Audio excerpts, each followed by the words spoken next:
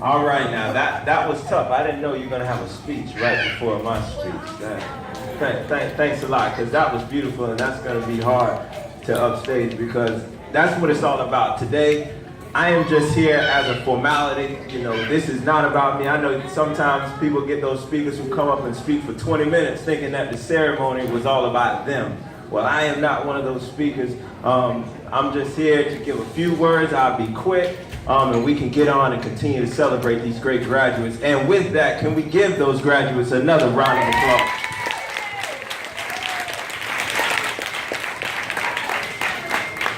I want to thank Ms. Holmes for inviting me again.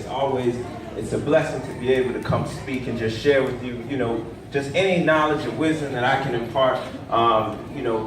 It's grateful to see all the parents and the staff and just everyone who was a part of making today an awesome day. And unlike Ms. Holmes, I need my paper to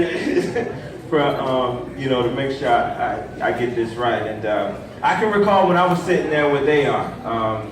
Even though 27 years old, I can still remember, what it was like, the apprehension of just standing in front of people and walking, receiving my diploma, and enjoying life. and it's awesome. And this is just the one of many hurdles for these kids. They're going to be challenged all through life, and Celebrity Kids Club has laid the foundation that they need. And parents, you are the inspectors of this body of work, this building that they're creating. And it's up to you to request the teacher conferences.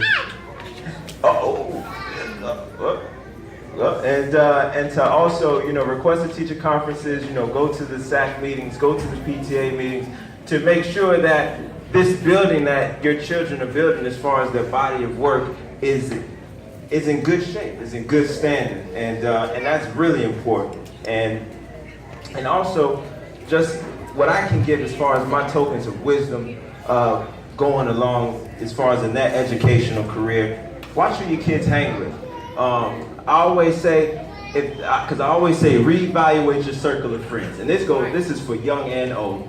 Always set a checkpoint to reevaluate who's around you, who you're sharing your business with. And as a parent, check and see who your kids are surrounding themselves with. Because if you don't have one friend that inspires you, then you need to rethink who you got around you. At least one friend. I've got a buddy of mine who's studying for the bar with me right now, and she is just, came from nothing. Her mom, she told me she went back home for Memorial Day, and her parents, and she loves her parents, and her mom looked at her and she said, "Baby, now I understand that you're not working during the bar exam, but I just want to remind you that, this is the decision that you've made, and we can't really help you during this time."